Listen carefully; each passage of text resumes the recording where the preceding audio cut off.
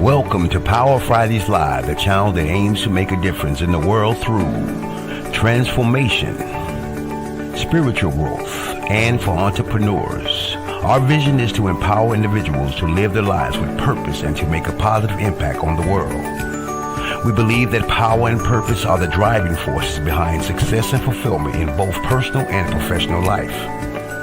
Through our broadcast, we discuss business strategies and techniques that can help entrepreneurs achieve their goals and take their business to the next level. We believe that through sharing knowledge and experience, we can empower each other to succeed and make a difference in the world. Now here's our host, Janelle Pulley.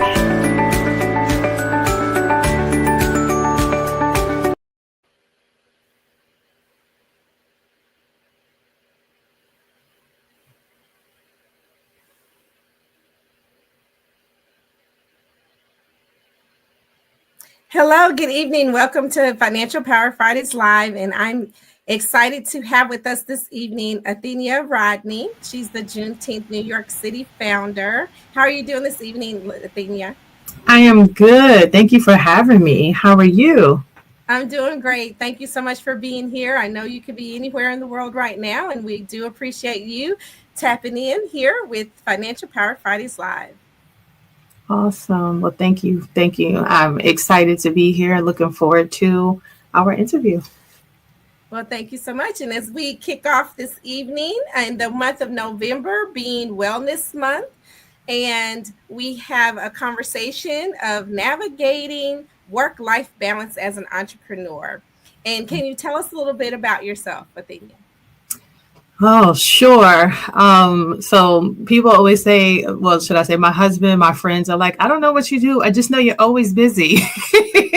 But I am a marketing maverick, what I consider, who started off in event planning world, and that event planning has caused me to drive myself into other spaces.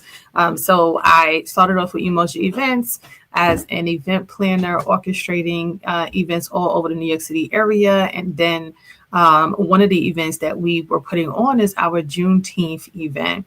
And so we were doing this well over 15 years before it became a national holiday. And when it did become a national holiday is when we made it its own nonprofit and its own entity. So I have been doing that and supporting businesses that come to us, whether it be vendors, models, designers, or performers, by helping them to expand their business, and I do coaching for them. Okay, great. You have a vast background and foundation for helping others. So Indeed. Thank you so much for that and sharing, because I know that there's a lot that goes into event planning and a lot goes on behind the scenes. And so who inspired you to develop your event planning practice? So I don't know that it was specifically my event planning practice, but I would say my grandfather inspired me to be an entrepreneur. He was an entrepreneur. He had his own business. He did fix boilers. And I saw how necessary his role was in the world. I mean, on Christmas Day, or sometimes people will be calling him like, oh, my heat just went out and I have family coming over later and I need. And he would, go out there and he'd be coming home and dirty and all kinds of stuff. And so he definitely inspired me. I would go out with him on Saturdays and be his assistant in the car, making phone calls to people, making sure he had change to use the pay phones on the corner. Like, those are the things that I feel like really encourage me in that space. And the event planning, I guess, was more of a natural thing for me, because I love I see things happening. I'm jumping in and I'm like, okay, how can I help? So I guess church, maybe, being in church, always helping with the usher board, helping with Sunday dinners in the back. Or one of the things that I always did was I would put together events like trips to Great Adventures and stuff like that. And I guess this was the first event planning mode that I was in. I was maybe 16, and I would get the elders to sponsor us. I'd be like, hey, so if I get 20 kids who have 85 or above GPAs, would you pay for them to go to Great Adventures? And he'll be like, yeah, I guess that's feasible. Yeah, I pour into them. So I'll be like, all right, I need everybody give me their report cards. And if you have 85 or more, then we go on to Great Adventures. And I would get the bus and I would set it up and we'd be going and we would have our time. So those are, I guess, my humble beginnings of what kind of got me into doing event planning. Oh, I love it. I love it. Such a great story. You were coordinating, organizing at 16. That is amazing. That's awesome. Thank you. Oh my gosh. I'm so excited. I'm like speechless because it's like, oh my gosh, you got started early. Your grandfather was there for you to have your entrepreneur spirit DNA in your DNA. And so, what have you found some specific examples as we, talk about like balancing that? As you said earlier, your husband says that you're just busy. So how do you respond to that when people come to you about needing something for, to have their event work or have their business work? How do you respond to like, oh, I know you're probably just super busy and can't help me?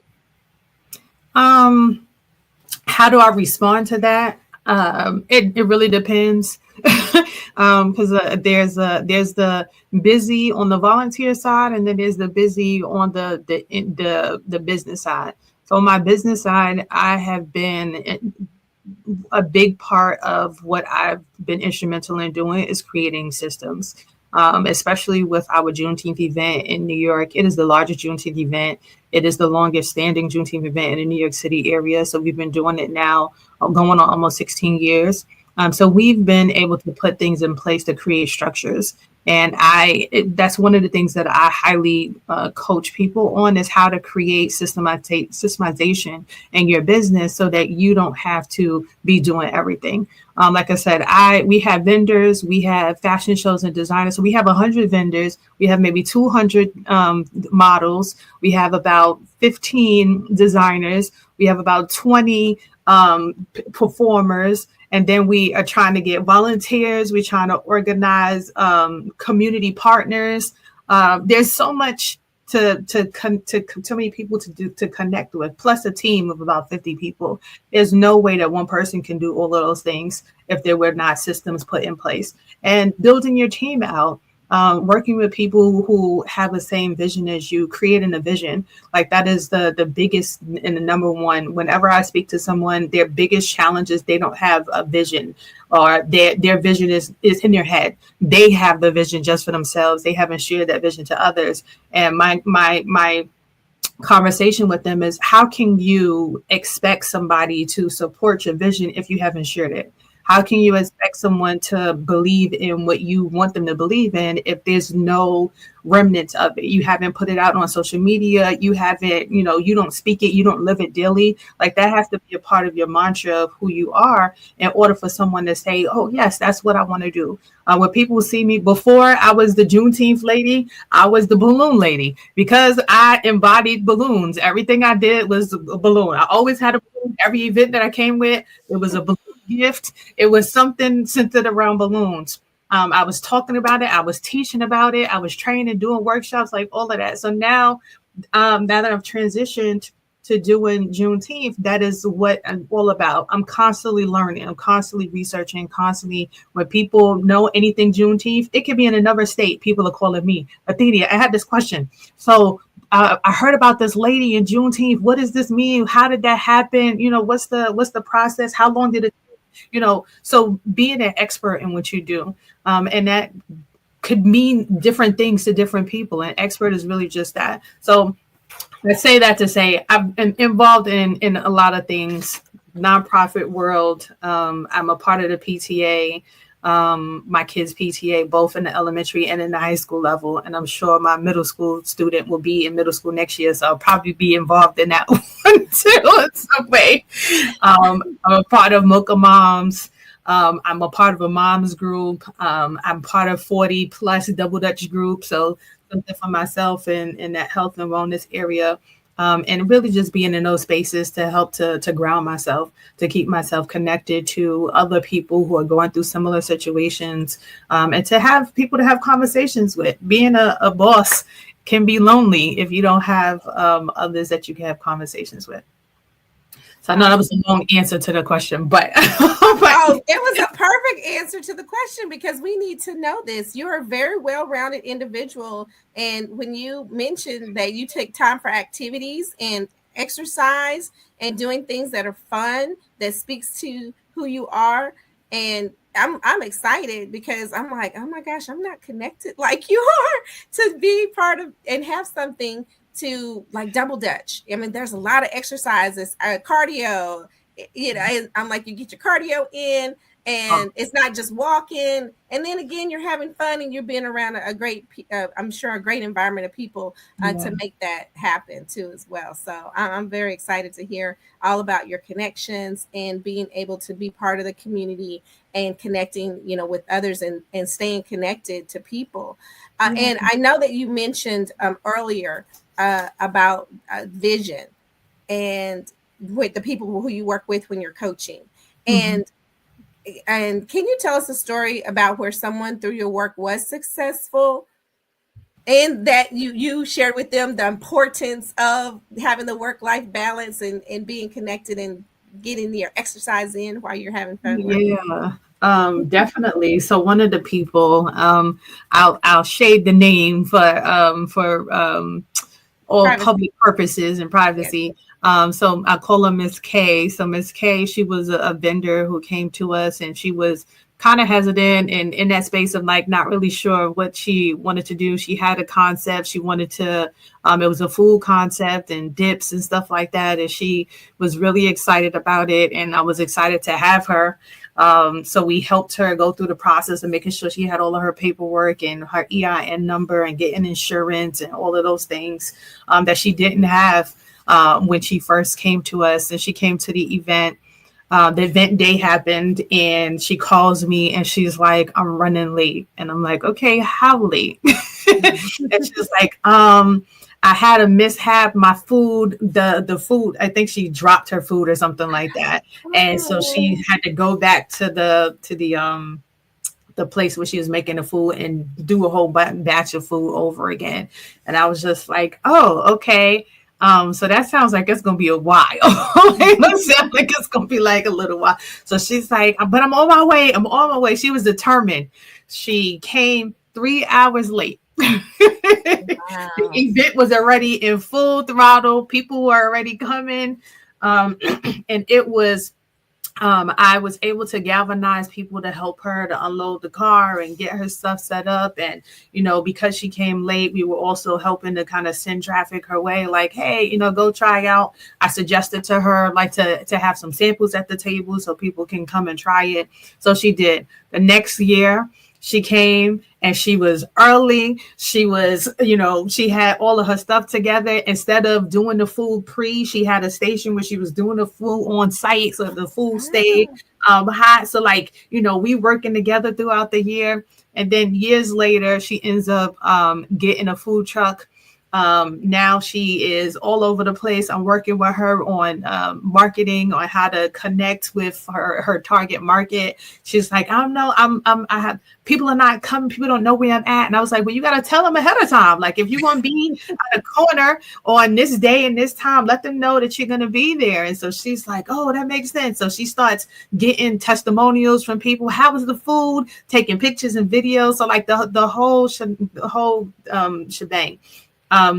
So she went from this whole meek individual to this outspoken person who is moving and shaking and building other relationships, and now looking for spaces to be in the airports, to have her business in the airports and things of that nature. So I was really excited to just see the trajectory. She even joined our board. She was a part of our advisory board and helping us and helping other people to pour back. And that's the type of thing that I love to see, that when someone helps you, it helps to expand your knowledge and understanding of things, that you come and you pour back into the community and you teach them what you learned and teach them how that not to go through that same thing. Oh, I love it. I love it. I love it. I'm like, how many people want to work with you, Athenia, after that story? So you have to let us know how we can get in touch with you. I didn't have that put in the chat, but we're gonna have it, and we're gonna have it available for people to know. How can they reach you, because your website is www.juneteenth.com. ny.com. Okay, because we want to let people know how to get in touch with Athenia and have their own success story as an entrepreneur. So that is amazing. I love it. I love it. I love it. And then the importance of how you were able to share with her everything that she needed to know to get her business together correctly. Yes. I loved it when you said your EIN number, your business insurance. Do you know? Can we even imagine how many people are out here without business insurance? Almost all of them, because people don't see the relevance. They don't see why they need it, and that has been my biggest thing with businesses. People are like, "Oh, do we need insurance?" Oh, they were like, "Oh, I was in this parade event and I vended, and they didn't ask me for insurance." And I said, and guess what? I said, we are in the times right now of suing, where people are trying to have they come up on a lawsuit. So do you want to be the person that they have they come up on the back of your house, on the back of your kids' mouths? I said, that's not me. And I don't look to have that happen to anyone else. And one thing that I've also learned, and people don't realize, is that because I'm the one hosting the event, if you don't have insurance, then that issue or whatever that problem is, it comes to me. And then after it comes to me, it goes to the city or whatever grounds we're on. So you have to understand that you have to take some ownership, some stake in the game for your business as well, because it's your business, just like a car. It's your car. You got to take some ownership and stake in the game. When you out on that road and something happens, you get hit or you hit someone else, you have to have stake in the game. So when you have a business, this is your stake in the game, and you need to protect that interest, protect all of that knowledge, protect all of that time. I just finished telling you how much research that I do for my businesses. And if you are putting that much time and energy into researching your business, that will go down the drain if somebody sues you.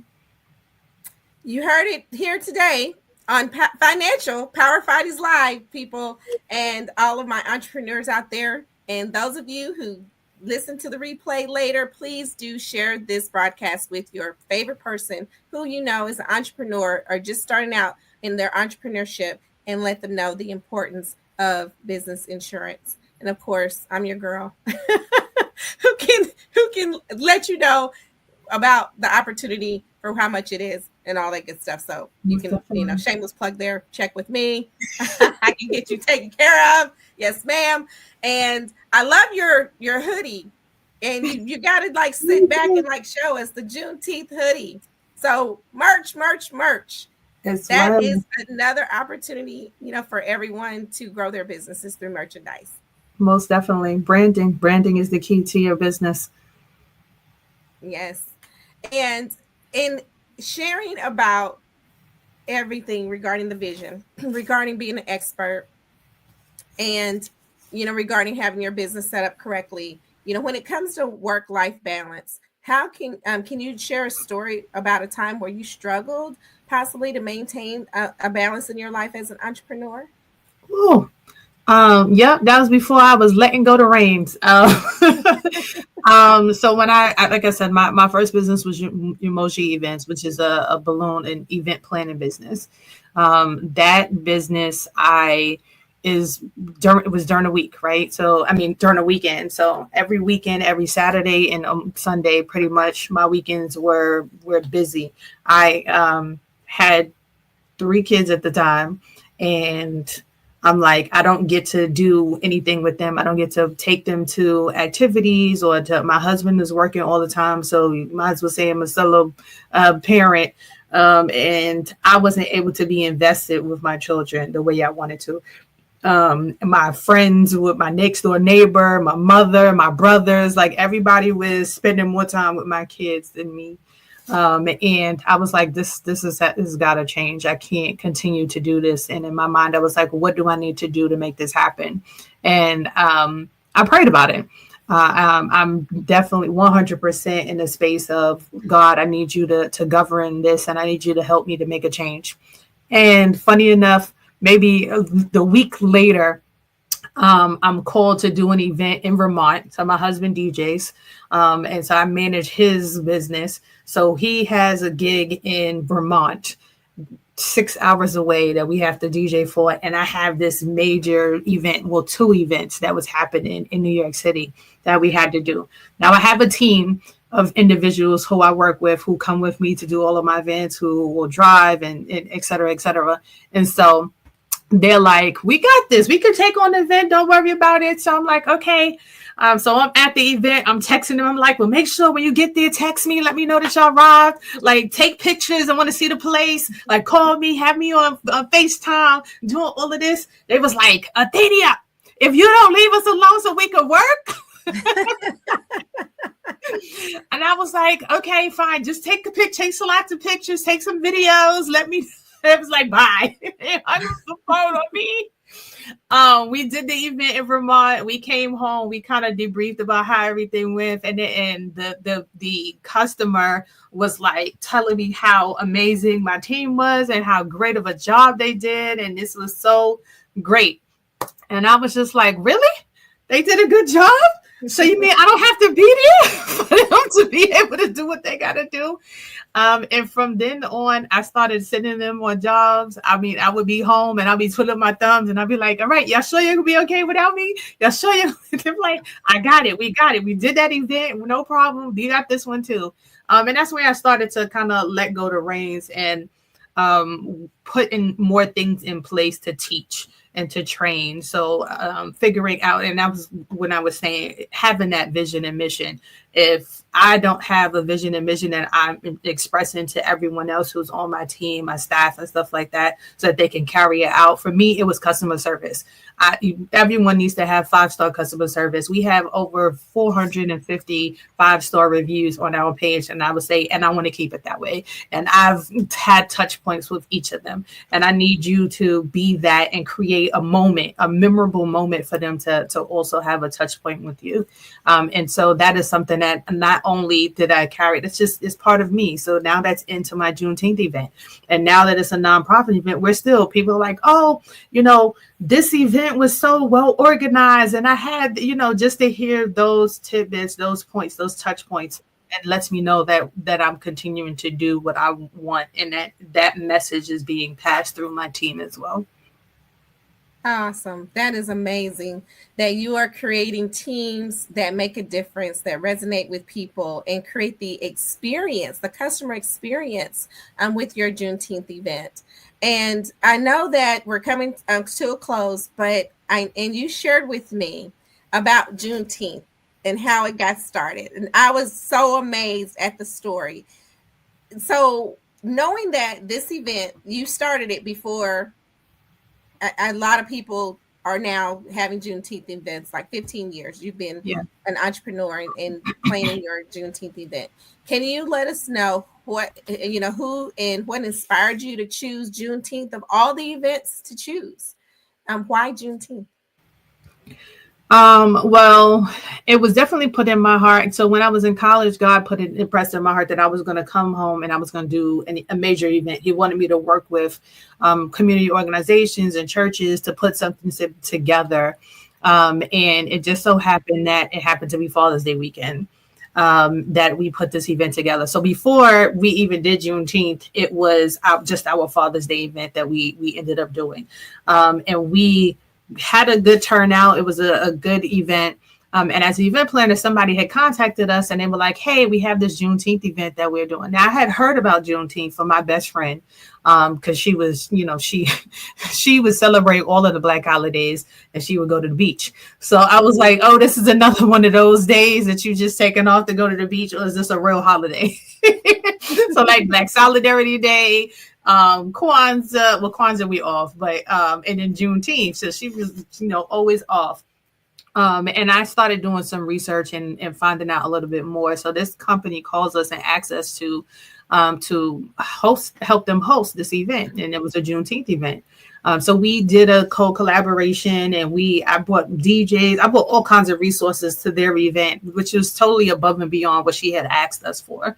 And after the next year, we went from her event, who had maybe 100 people, to like 1,000 people the next year, because so many people heard about what we did and all the free giveaways. We were giving out food. We had adults and kids playing relay races and games with each other. We had horses from the black cowboys. They brought horses down. So it was just so much that was going on. People like constantly talking about it. People really didn't know like Juneteenth, that this was a Juneteenth event. It was an amazingly dope community event that they wanted to be at. From there, I was like, okay, we got their attention. Now let's help. As I learned more about Juneteenth, I was like, how do we use that so that we are imparting information to them, so that they're walking away from this event understanding a little bit more about Juneteenth and about their history. One of we call her Grandma Opal Lee. She's the one who was very instrumental in getting Juneteenth to be a national holiday. She would now this woman now is 98 years old. Okay. And when she was 90 or 89, she was doing 2.5 mile walks from Galveston, Texas to Washington, D.C. Every day. And she did that every year for I don't know how many years. So that was her campaign. And so she was getting people to walk with her. She would go into a town and people would just be ready. They would have food and they'd be cheering her on, and they start walking with her and doing all. It was an amazing sight to see an 89-year-old woman walking 2.5 miles, something that you really don't see. So she really just talked about, and the reason why it's 2.5 miles is because it took 2.5 years before, after the Emancipation Proclamation was signed, for it to reach Galveston, Texas. And a lot of people are like, oh, well, don't really know the story. And they're like, oh, well, Juneteenth is only for Galveston, Texas. It's like, no. The reason why we celebrate it everywhere is because Galveston, Texas was the last place to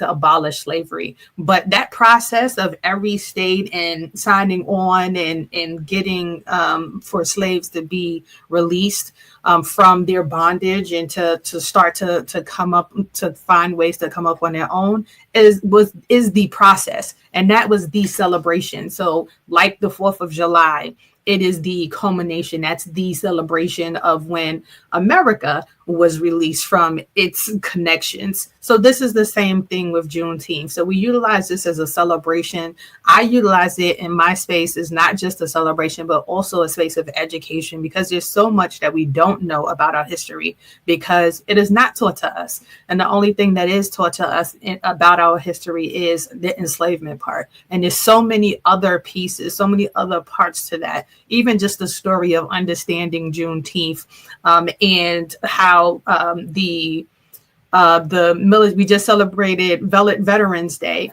this month, and how that became, those were veterans. They were Black soldiers who were not getting equal pay. They were not getting any of the same benefits of the other military people who were a part of it. But they knew, or they felt that once they enacted themselves, that they were going to get some kind of freedom, that they were going to help others to be free, and they did. And that was them. Imagine being in Galveston, Texas, and a couple of 1,000 people in these army fatigues with guns start walking down your block, start walking down the street in the town. Everybody's going to stay in the stoop, and they're going to be like, what's going on? What is this? What are y'all doing? And they're like, those people who y'all still have as slaves, let them go. It's time for them to be free. That's what the masses do. That's what us coming together do. So it's about unity. And we try to, it's not about the division, because we can sit there and say, oh, I'm Caribbean American, I'm Hispanic American, I'm African American, I'm African. Like, we are all one people. We're of one culture. And it's only when we work together that we're going to be able to really achieve success. And especially under this new administration, we have no choice right now but for us to work together so that we can move the needle. Because if not, the needle's going to be going backwards and we're going to be fighting a losing battle. Well, thank you so much, Athenia. I do agree with you 100%. And I do thank you so much for shedding the light with us today about how you've achieved work-life balance, how you have shared with other people to create their vision, have their business set up properly. Yes. And being experts in their field, and how you've been able to navigate with a team to have work-life balance as an entrepreneur in your life.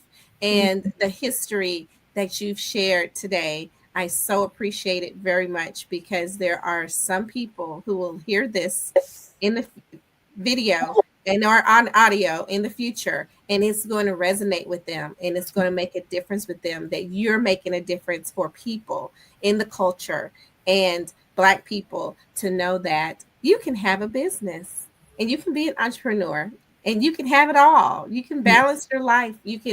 And I love the way that you were able to share with us about the importance of family. Your value system is just amazing, and how you were able to change that trajectory for yourself and your family.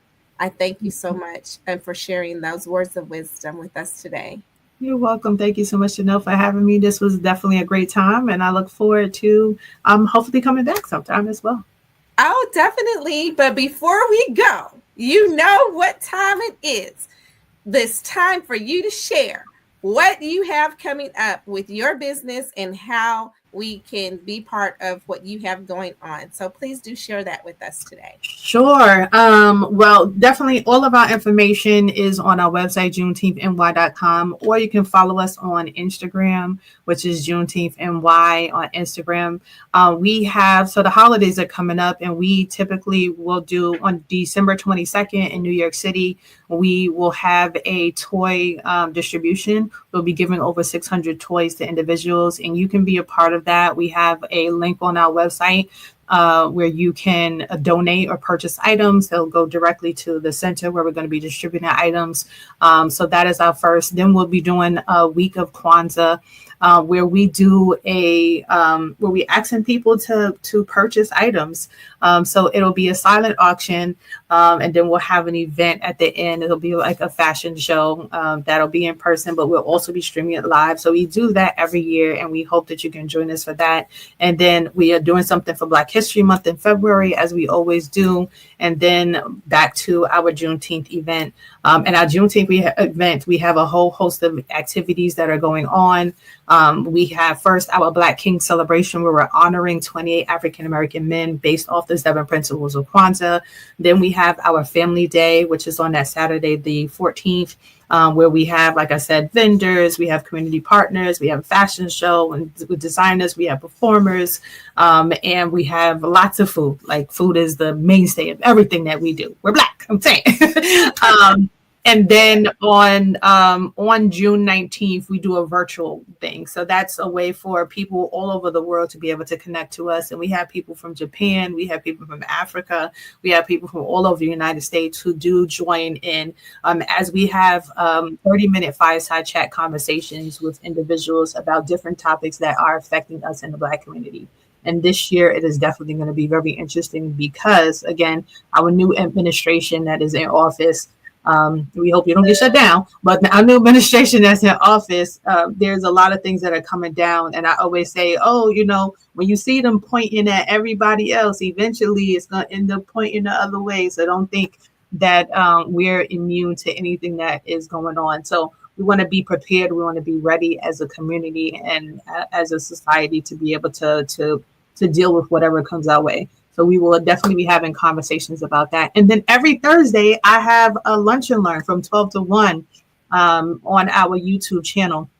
So please find us on Juneteenth New York on YouTube. We have a whole host of conversations very similar to this one. We're talking about entrepreneurship.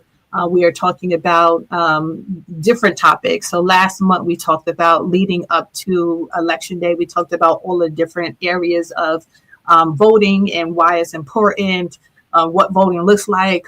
People had questions about a number of different things. And this month we are talking about financial health and wellness and finances. And the next month is all about the holidays. So we'll be showcasing different businesses and talking about what they have to offer to the community as well. So a lot going on, but all of it is definitely on our website and it's updated regularly. So please just check into our website and like us and follow us as well. Thank you so much, Athenia. Make sure you do like and follow Athenia. And for those of you, like I shared with you before, if you are an upcoming budding entrepreneur, tap in with Athenia and get her coaching because she is absolutely amazing. Thank you so much for joining us this evening. And as I always share, be, do, and have the greatness that you desire because the greatness is in you. Thank you for tuning in to Financial Power Fridays Live, and we'll see you next week. Thank you, guys. Thanks, Athenia. Have a great weekend. You too. Bye-bye.